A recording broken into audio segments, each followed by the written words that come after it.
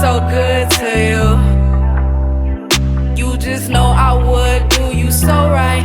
Maybe end up for your eyes or for your ears too. Girl, I wanna hear you use my whisper voice, and baby, you know I'ma cheer you on. I'ma cheer you on. I'ma cheer you on. Maybe end up for your eyes and for your ears too. Girl, I wanna hear you use my whisper voice, and baby, you know I'ma cheer you on. I'ma cheer you on. Hey. I'ma cheer you on. Okay, so I thought that I would do a story time for you guys. I don't think this is recorded, but this happened after I turned 21. We went to Atlanta. Those vlogs, that was 2 years ago. That vlog is up. We were baking a cake in an Airbnb. I'm pretty sure you saw that. If you did not or you're new, you can go check the video out because it's still up there. But I don't think I ever told you guys the aftermath of what happened or how serious it was. So I just randomly thought about it, and I was like, I should just tell this story because why not? Okay, I think this is a better idea. Y'all know I got all these tripods, and what am I deciding to do with all this phone? So I'm going to get a tripod, set it up really quick, and I'll be right back continuing the story. I'm not gonna start. Yeah, I had my birthday celebration, and the day after my birthday, I started feeling like pain in the left side, like soreness, I guess. And so as the days progressed, it basically kept getting worse. My mom, like the second, I want to say the second day, because it got a little bit worse. She had got me these heating pads that you stick on there, only in Atlanta. Can't find them anywhere else. But they were heating pads that were adhesive, so you could stick them to your body and they would stay and they would get warm. So basically, we went there we bought one-way tickets there and then bought the tickets back, which we should have. There was a situation and we ended up having to get on this mega bus. Now, people might not know what mega bus is if they live in certain places where they don't have it, but it's basically this big shuttle bus that takes you through a bunch of states and you eventually get your state. The ride was supposed to be 6 minutes. It was, I want to say 15, 12, 14 hours our bus ride. So it becomes the day we're supposed to leave, and you have to get up at 7. This bus did not even come till I think 8 or 9. But yeah, we were at this bus stop, and basically I was not doing well at all. I literally could not breathe at all. Like, it was struggling to get breaths in. And the problem here in life, basically, we didn't want to stay in Atlanta. We were trying to get home as quick as possible because we didn't want to stay in Atlanta in the hospital, because then we would still have to figure out a way to get back. So we were just like, let's get on the bus. This bus was supposed to be a 6-hour drive. It turned into a 14, 15-hour situation. And I'm sitting back here, oxygen very low, which we'll get to that. So basically, on this long ride, just imagine me 15 hours in a bus. I was not sitting by my mom. She was like, think of a bus. This is a random lady. I'm right here sitting. Then there's like seats on this side like a bus. And she was in, like, I think one behind me, but she was like in it outside row like I was, so we were kind of next to each other in that way. And my sister and my uncle were on this bus as well. So there were so many stops, and I would try to go to sleep, and it was a rotation of going to sleep, being up for some hours, going to sleep, being up for some hours, going to sleep.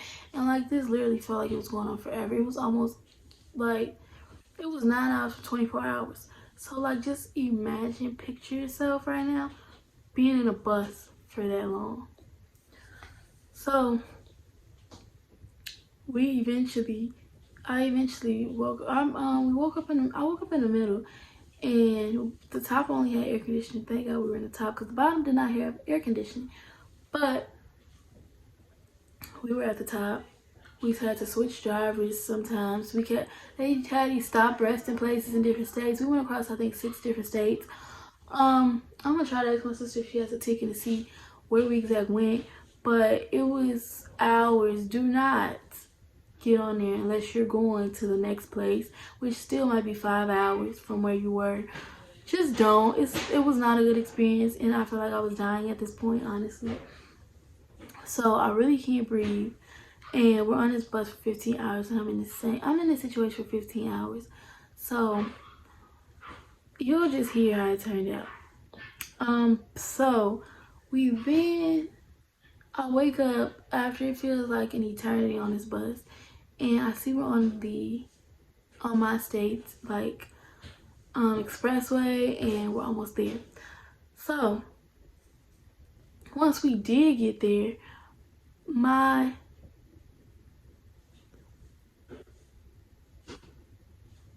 I think my sister and my uncle went to the house. I think that's what happened. And me and my mom went to the emergency room. So we get a lift to this emergency room, and they're talking, and we're like, oh yeah, it was my 21st birthday, da da da da. Yeah, okay. So they're really nice people in the ride. We get to this hospital. This is the hospital I'm still at. This hospital is trash. Just is. So they take me into the back, and I get put into this like red critical area. And that's the area where they're checking on you a whole lot. It's like blocked off. But before that, they put me on this, they had a post. Is somebody sweeping out there? I'm trying to record. When you gonna be done in 5 minutes? Cause I can pause. You want me to pause for 2 minutes?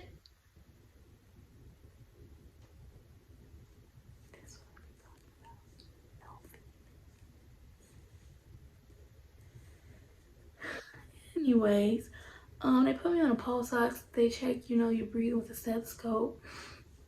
The thing that goes around the neck, and the thing that goes on your finger is a pulse ox. Basically, I want to say my oxygen was I think it was at 84. Now you have 100 points for oxygen. It's 100% oxygenation that you should be at. Some people are 99, some people are lower because of illnesses. Some people could be much lower. But I'm usually at 98 to 100. I was at 85 or 84. And people will be like, you have 100. I'm going to try to explain this the best way I can. Out of 100, what is it? Out of 100, that's what, 16 points missing if you think of it as a point system. So you would think that is not that bad. That is actually like you have a lot of oxygen still in you. But no, it's really bad. What can I describe this feeling as? I don't know. I feel like if you had pneumonia, then you kind of know the feeling. But if you've had, I had to just tell that part because, yeah, if you've had pneumonia, you know the feeling. If you haven't, you probably won't. If you have asthma and you've had an attack and you can't breathe, it was kind of like that. Like, I could not take any kind of deep breath, any kinds of deep breaths. You are trying to breathe, but it's like your body is literally fighting against you. It kind of feels like in the kids' pediatric unit, they would be like, oh, does it feel like there's an elephant on your chest? It kind of feels like a weight is on you and on your lungs. It feels like your lungs are not inflating. It feels like you are fighting your body to breathe. It feels like you're fighting your body to breathe, to live, and it was very bad. So we get upstairs, and this is what I will always tell anybody. This is not a warning to not go, but especially sickle cell people, it's to the point where I don't know if there's other people, but especially me, I now can tell if I'm starting to get a pneumonia. Yeah, I usually can tell. I usually know the start of it because I've had it, I think, maybe 6 to 10 times, maybe 10 to 12, maybe more, but I've had it so many times that you know the feeling. It's this feeling of you not being able to breathe, and you have, like, I think mucus in your lungs, and your lung is not able to move properly, so it causes this like side pain. Yeah, so that's what was going on, and I could not breathe.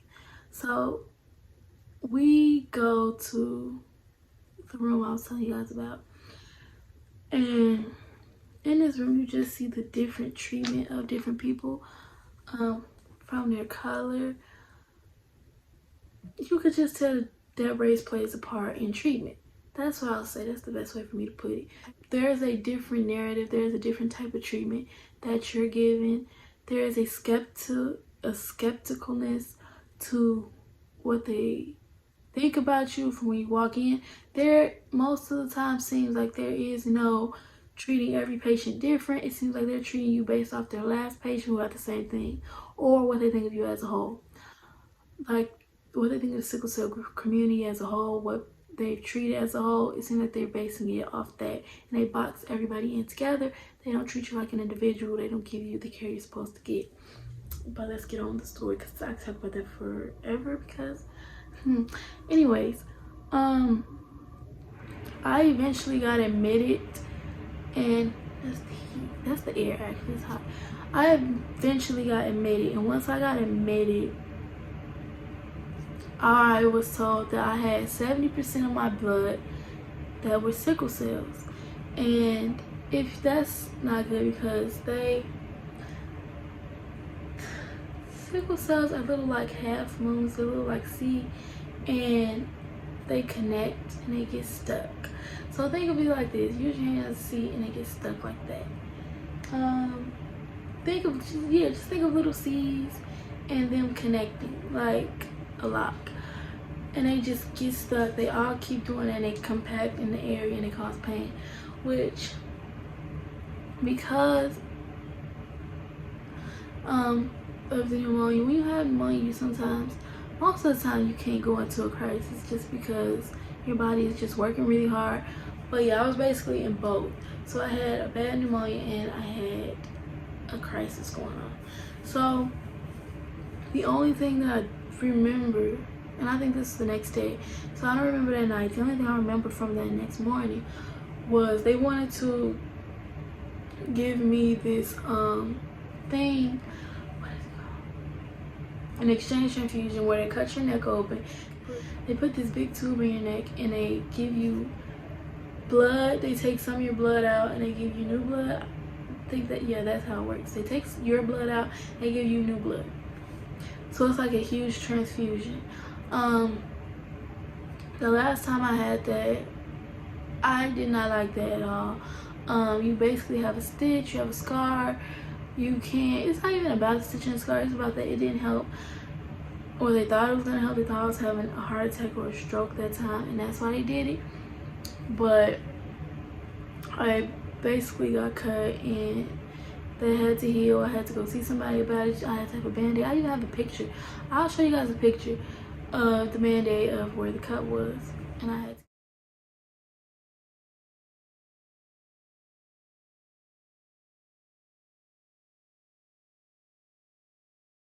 It was summer and I couldn't get in the pool. It just seems like a lot, and it seems like it doesn't really do anything to me. So I was rather not doing it again. And the man basically told me, oh, if you don't do this, you're gonna die. And so nobody's ever told me that. No doctor should ever tell anyone that.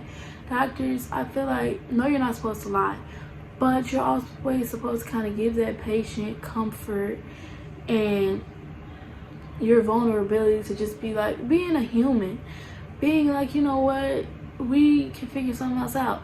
Because what did happen is, I do remember getting a bunch of transfusions, and that is what helped me get that sickle cell blood down lower. I had to take a bunch of antibiotics, and I was going through both of them at the same time. They gave me a few doses of pain medicine, And after that, anybody who has sickle cell and has had pneumonia, or anybody who has had pneumonia, period, well, maybe especially sickle cell, you know the pain of both of those together if you had them together. And they were basically giving me at-home Tylenol for it, which, you know, pretty much doesn't really work for us. It doesn't work for me. So I was basically just sick, could not breathe, on 5 oxygen for multiple days. I even had to struggle to get to the bathroom. It might be TMI. They never brought me a handheld oxygen machine, you know, where it's like it looks like a cane and it has these circles around it, and there's an oxygen tank in it, and you put the mask on and you turn it on and you get to walk with it. I didn't have that, so I would have to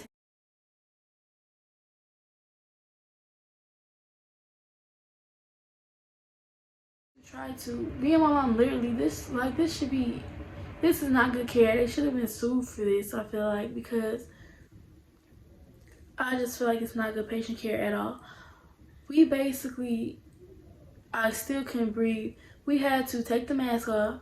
Couldn't breathe. We gotta go to the bathroom. She has to help me because my legs and stuff, and I can't breathe. So she's trying to help me go to the bathroom. She had to help me to the bathroom. Then she had to help me get back to the bed. And by the time I reached there, I'm like huffing and puffing. Like, I'm breathing terribly. And you can hear that I'm breathing terribly. And it feels like I'm running out of air. So it basically felt like I'm not gonna make it back to this bed every time we would have to get up, because like I would literally wait until the last possible second to have to use the bathroom because I could not breathe. And it's like it's not a happy feeling. It's a feeling of, oh my god, like, am I gonna be able to make it back? Like, you're trying to walk fast, you're being sick, and I was extremely sick, trying to go back and get to the oxygen. And then once you're at the oxygen, you still breathe bad, and you have to take some breaths in, and you can't take deep breaths because you still have pneumonia. So it was this big spectacle thing. Then they, at the end of it, they thought that, oh, also this time I coughed up something that looks to be a blood clot. I will show it in here. This is probably way too much information. This is a very graphic picture. I will put it in here, but if you don't want to see it, I will make this picture last for 10 seconds. So, starting now until 10 seconds, skip, go.